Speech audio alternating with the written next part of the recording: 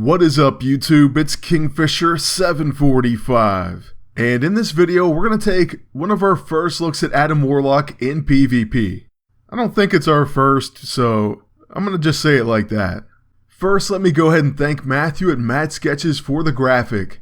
And to kind of more accurately describe this one, it's going to be the first of our 2 Adam Warlock videos I'm going to have, but this one's just going to feature him and the other final character added to the game. Both extremely overpowered, just ridiculous characters really. This would have been the PvP season for everyone. Certainly on offense. I don't see why not on defense too. Even though there's really no strategy involved, it just let them attack and take people down with huge damage one-shotting abilities, while barely suffering damage themselves. That's basically the strat with this one. Now it's very difficult not to love these characters, even though you can easily see the flaws with them added to the game, as in most of the other characters become completely irrelevant. But as the last 2 hurrahs, I think we can kind of excuse it, and just have fun with them for now. That's what I've been doing since I first recruited each one of them. All in all, I think this video is going to sum up the pair of them pretty nicely, and the summation is, these 2 are greater than any other 2. You could do a combination that makes one of them a better team perhaps, but as individual characters that you can just slot in somewhere, this is it. They're the power couple. So we already know about White Tiger, and the fact that she can knock people out even with her quick action sometimes, let alone once she unlocks her level 9, which is spammable once you do so. So Adam Warlock first of all is going to give her an extra turn. Now because of Tactician's battle plans, she already gets quite a few attacks. But in any other case, Adam Warlock will give your entire team an extra turn, and that's going to instantly increase your firepower. The reason it also works with White Tiger no matter what you have on her, is because it's going to give her a turn right then and there. Meaning you can activate all her attacks and pretty much annihilate an enemy team. In this case, the enemy team of course does have back for more, so we have to wait a little bit more patiently. In the meantime, we can also use Cosmic Shield. Cosmic Shield is the other part of Adam Warlock's multi-function, level 6. And it grants Cosmic Shield, absorbs damage, immune to energy attacks while active, and greatly increases damage while active. That with White Tiger is just too vicious. So I mean, that's the basics of the team, I guess. Like I said, no strategy required. Although we are searching for a tough fight. I know there's going to be one out there. This won't be it though, we just have to knock them out again. Just a minor annoyance really. The best thing to come out of this is we'll probably see some huge attacks like that one. And then once we get to our agent's turn, I'm going to go ahead and debuff the enemy because we don't want to knock him out. We'll let Adam Warlock have the honor. Make no mistakes about it, Adam Warlock's level 9 is also a one-shot ability. It does a ton of hits, so it's hard to add up.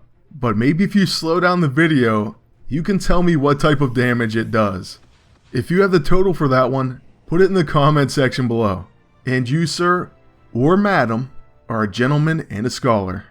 Or gentlewoman and a scholar, I guess? Anyways, moving on to the next fight. Alright, so in this one we are facing Cloak and Dagger and Spitfire, an actual defensive team of my own, and they have a stamina draining agent. So let's see what happens. Well, first of all, Spitfire hits like a kitten. Really unimpressive, I have to say. And why is that? Well, because of Primal Fear. Another incredible thing that White Tiger does. Now with Adam Warlock up right away, we once again can give everyone a turn right now. And so we use Cosmic Divination. This is going to allow White Tiger to use her quick action. So we really hate that stamina draining agent, and we hit him. Or at least I thought he was a draining agent at the time, but he's definitely not. It looks more like the Empowered costume. Well, too bad, we already singled him out. Either way though, we're going to pull out the Beast That Hunts, just to show it off. And yeah, it ends the fight. Just like that. Can anyone give this team an actual challenge? Well, here's a more serious Cloak and Dagger and Faiza Hussein team. Our agent's going to begin, so we'll use the Radiant Shield. Then I figured, well, looks like they're not swapping debuffs, so let's go after them. And a mind control ruins that. Okay, well it didn't go exactly perfectly to start, but we're still going to use the golden sextant next. Then on Cloak and Dagger's turn, they're going to use their level 1, we can already predict it. At least Primal Fear does kick in. It's going to kick in like crazy, making this fight pretty ridiculous.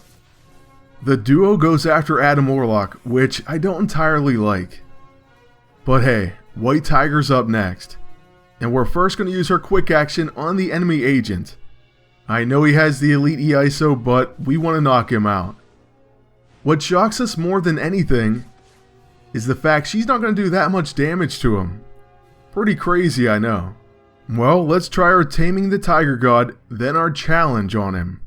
Once again, doesn't look like it's going to project to be too much. And he takes it pretty much on the chin. But we will get a follow-up attack as well. Despite all the absorbing going on, we really want him knocked out. And I believe a White Tiger kick is going to do it. So I go after him again. And with the follow-up, we do take him down. A flag was kind of raised because he took a lot more damage than I thought he would. Or well, I should say he took way less damage than I thought he would. And lived longer than I expected. But still, Excalibur and Cloak and Dagger are the only ones remaining. And with Adam Warlock and all his extra turns, we should be more than fine. Here I actually ended up buffing him with his own Cosmic Shield, then going with the Cosmic Blast. In the follow-up, well, it's going to trigger back for more for sure. I prefer when the follow-up attack knocks them out, but I guess technically he's supposed to come back. So no problem, I figured we'll just have to knock him out sometime later, maybe with White Tiger. For now, we're going to go after Phyla, then I realize, great. Ethereal, intangible, whatever you want to call it. We're going to miss all 3 of these attacks. So we'll just suit up now and use Invigorating Charge. Once again, I'm really not worried because we have some one-hitter quitters, and this level 9 is definitely one of them. So we're going to use Challenge of the Tiger God on C&D. Easy knockout by the looks of it. So here we go. And okay. Fine, we still can't knock him out. So on Excalibur's turn, all of a sudden Cloak and Dagger are back to full health. We just cannot get rid of them. So yeah, maybe we shouldn't have asked for a harder fight because it's starting to get frustrating. We're going to continue working on Cloak and Dagger though. So I use a Cosmic Uppercut this time. And then on my agent's turn, I'll use our level 1, which also can do some very nice damage, the Light Beam. Nearly 17k. Now what I think is extra annoying is the fact that Cloak and Dagger keep counterattacking, preemptively attacking, and so on, and we keep seeing Primal Fear. Each time that triggers, it triggers me. It's kind of funny how small things in one match can go a certain way, and it'll be longer than 3 or 4 matches combined. You may even lose them. And our entire team is slightly hurt, and more importantly, they're getting low on stamina. So please knock out Cloak and Dagger. Well, not with that quick action. So we're just going to have to recharge. Then with Faiza Hussein up next, I'm sure she's just going to do something annoying. And, well, Triage is going to kick in. That's pretty annoying. Then Bright Blade. And as for Adam Warlock, just using his class ability made us not be able to use his level 9. Maybe a mistake. So instead we'll go with Cosmic Shielding. Now as we kinda end up wrapping this one up, I don't know, at some point, I think we're gonna win. I want to talk to everyone about videos and some upcoming things. So first of all, I have quite a bit planned for MAA. We're going to do some really special videos as this month winds down. So you definitely want to stay tuned for those. We're going to keep up with at least a weekly Star Wars Galaxy of Heroes video. Then we're trying to get into Future Fight more, at least video wise. And I read your comments, and they were very helpful. So we kind of know what to do, at least more so in Shadowland. Use an opposite class. Then we know a little bit about which uniform maybe to pick up and which heroes to try to get to tier 2, which I think we're going to be able to get one there finally. Although everyone said don't waste it on Spidey basically. The only thing though that I am a little bit conflicted about is I love Spider-Man so much, and he's the only character I have even close to maxed out gear. So it's either get him to tier 2 and at least enjoy it for myself, or just wait and wait and wait longer. I know. You told me some characters that were way more deserving of it. But hey, it's Spider-Man. We'll see. I'm going to listen to most of your advice because I definitely need it. But with Spider-Man, I may have to listen to my heart. Either way, I was very curious to see this guy's armory, and it wasn't quite what I thought. I thought maybe he spent his 2k gold on all defensive items. Well, he just put up a really good fight, and hey, props to him.